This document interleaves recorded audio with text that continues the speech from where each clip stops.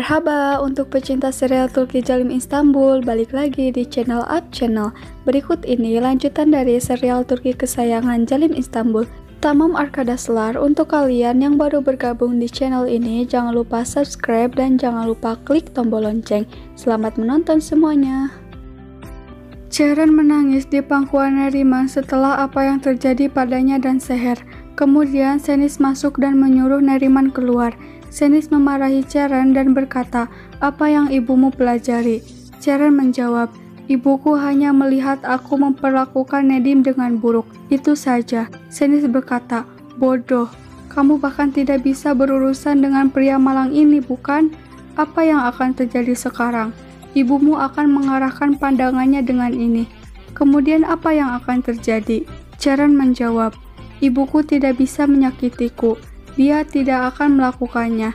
Ibuku memaafkanku. Percaya lagi pada putrinya." Lalu Ceren memegang tangan Senis dan memeluk Senis. Ceren berkata, "Kamu ibuku juga. Katakanlah ibumu akan memaafkanmu. Jangan takut, ibuku akan memaafkanku." Lalu Senis mendorong Ceren dan memperingatkan Ceren. Ceren berdiri dan berkata, "Cukup, aku melakukan kesalahan. Aku ketahuan. Kamu tidak bisa menghancurkanku seperti itu. Kamu tidak bisa melupakan bayi yang ada di rahimku."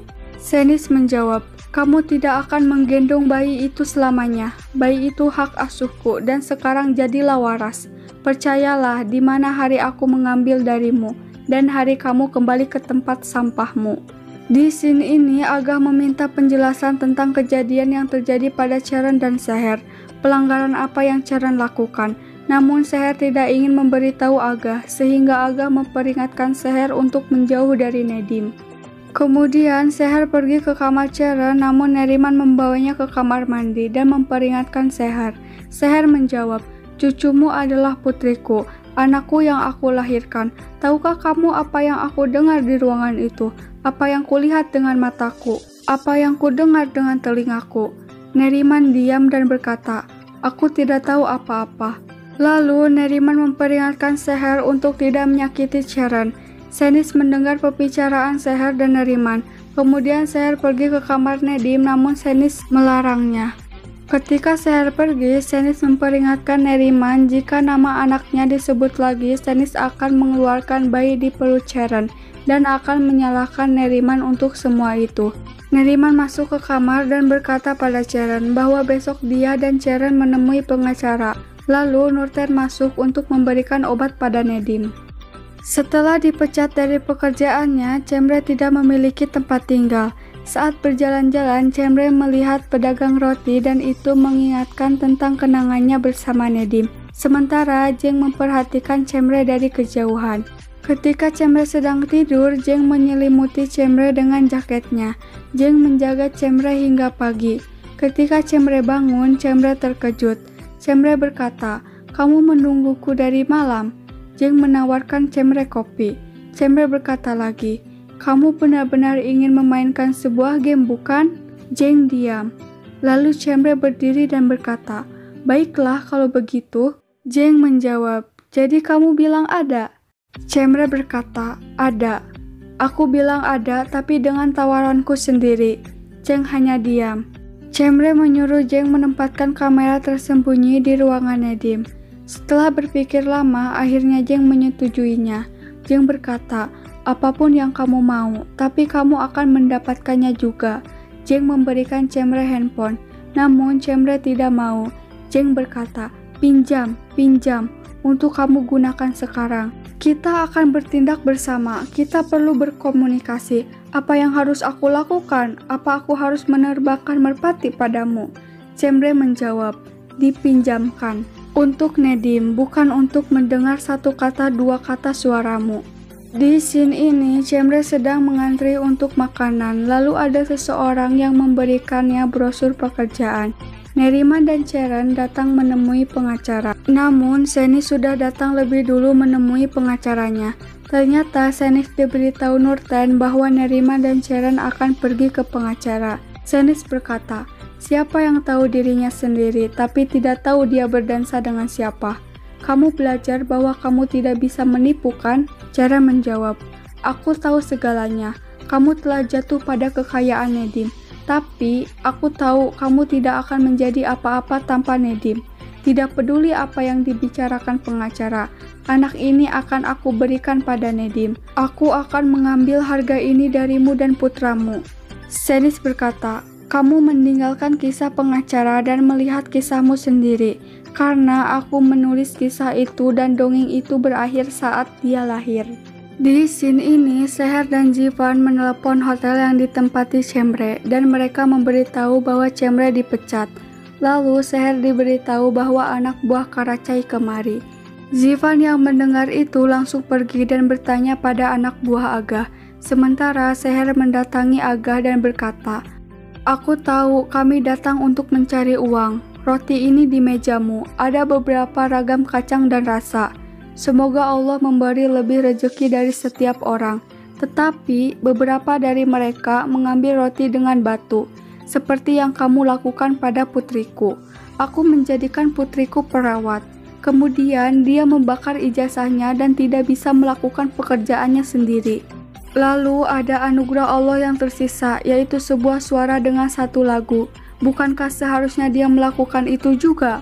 Apa dia terlalu banyak mendatangi putriku?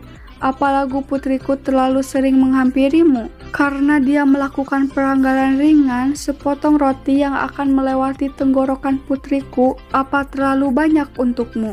Agah menjawab, apa yang kamu bicarakan, Nyonya? Sementara berkah Allah menutupi wajah putrimu yang tidak tahu malu itu. Kamu tidak pernah malu. Seher berkata, kamu adalah orang yang mencegah rezeki seorang putri yang ditinggalkan sendirian. Kamu bukan orang yang membuatku malu. Sementara Jivan berkata pada anak buah Agah, apa kekuatanmu cukup untuk gadis yang mencari nafkah untuk bekerja, ha?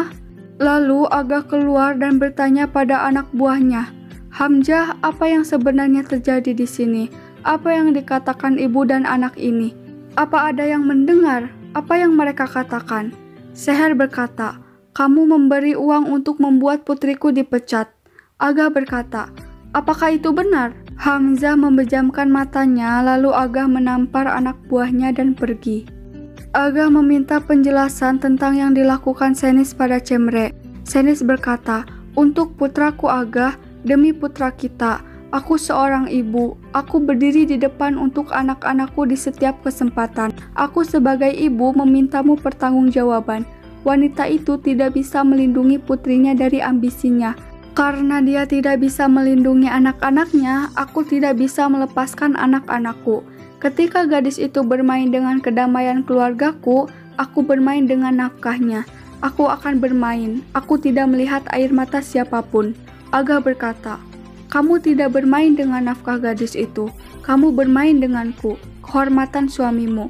Apakah kamu akan menyelamatkan anakmu seperti ini? Apa hati itu tidak berharga?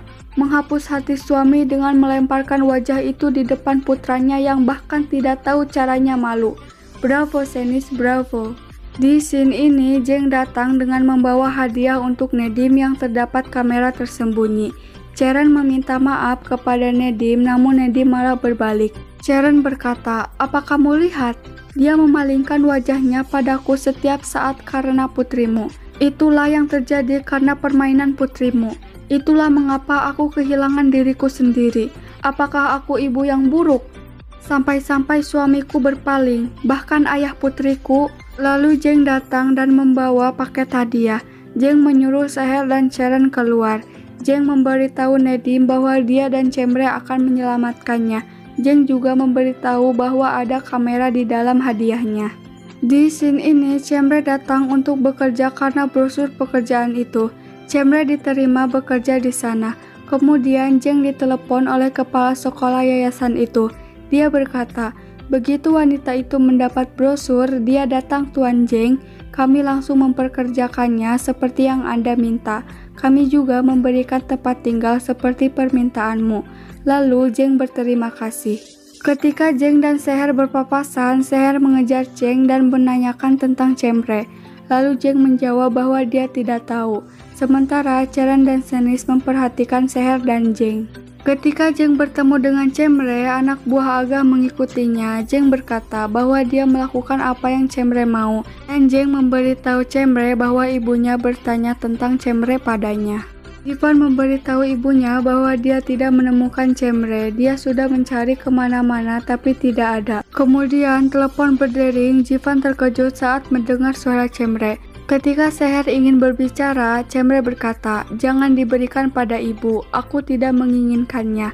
Aku meneleponmu agar tidak khawatir. Aku tidak ingin bicara atau mendengar suaranya." Seher terdiam.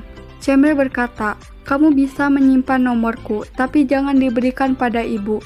Jivan menjawab, "Baik, jadi di mana kamu?" Cemre berkata, "Tidak, aku menelepon agar tidak khawatir. Aku menemukan pekerjaan dan tempat tinggal. Aku akan segera menemuimu." Jivan terus meminta alamat Cemre, lalu Cemre menutup teleponnya. Di scene ini, Cheren melihat Jeng pulang. Cheren pergi dan masuk ke kamar Jeng. Jeng datang dan berkata, "Beginilah cara mereka masuk ke kamarku dan bersembunyi tanpa aku menyadarinya. Apa ini hobi barumu?" Kemudian Cheren mengungkapkan isi hatinya pada Jeng, namun Jeng berkata bahwa dia sangat mencintai Cemre. Kemudian Cheren pergi. Cheren menangis di depan Nedim dan berkata bahwa Jeng tidak menginginkan dirinya dan bayinya. Keesokan harinya, Agah mendatangi yayasan untuk melihat Cemre. Lalu Agah merekam Cemre lalu pergi. Agah menemui Seher dan menunjukkan rekaman video Cemre. Seher menangis dan bersyukur. Agah berkata, "Ini awal pekerjaan di tempat yang layak, bersih, murni, ada anak-anak juga. Putrimu ada di tangan yang lebih baik daripada di bar. Aku tidak bermain-main dengan nafkah siapapun, Nyonya Seher. Putrimu tidak akan disakiti dari pihak kami. Tidak ada yang menyentuhnya juga. Aku mematahkan kaki dan tangan mereka yang menyentuhnya. Ketahuilah itu." Lalu Agah pergi. Jeng datang ke kamar Nedim mengambil rekaman. Jeng berkata, "Sekarang semuanya berakhir, Nedim. Aku tidak tahu apa yang akan terjadi padaku, tapi kamu akan diselamatkan." Lalu Jeng pergi. Jeng datang dan melihat Cemre bermain dengan anak-anak. Ketika Cemre melihat Jeng, Jeng pergi lalu Cemre mengejarnya. Saat Jeng ingin menunjukkan rekaman video pada Cemre, namun rekamannya tidak ada. Jeng terkejut dan Cemre berkata, "Aku percaya padamu lagi, itu semua tidak masuk akal." Jeng menjawab, "Cemre, aku tidak mengerti apa yang terjadi di sini, tunggu sebentar." Cemre berkata, "Jangan khawatir, aku mengerti, aku sangat memahamimu. Sekali lagi kamu takut, kamu tidak berani, kamu bermain lagi. Tidak ada perubahan dari dirimu. Aku tidak mengerti diriku sendiri. Aku dari tempat yang sama dan api yang sama. Mengapa aku membakar diriku sendiri? Aku benar-benar tidak mengerti." Kemudian Cemre pergi, lalu Jeng menghancurkan tabnya. Cemre terkejut saat melihat Nedim datang dan bermain di yayasan. Ketika Cemre ingin mendekatinya, Nedim mengisyaratkan tidak boleh mendekat.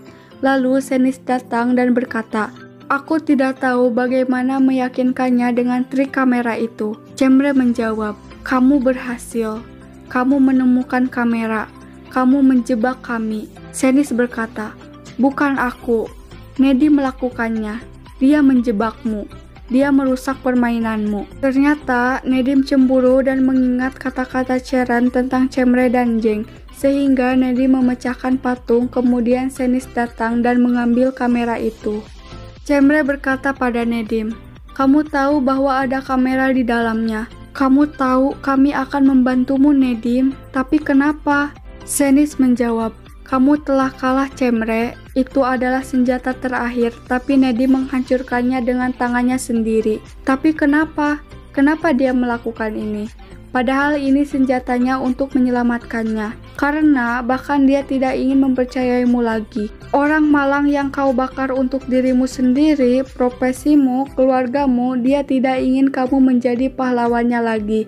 Jika kamu ingin mengangkat kepalamu dan melihat terakhir kalinya, untuk apa aku menghancurkan hidupmu?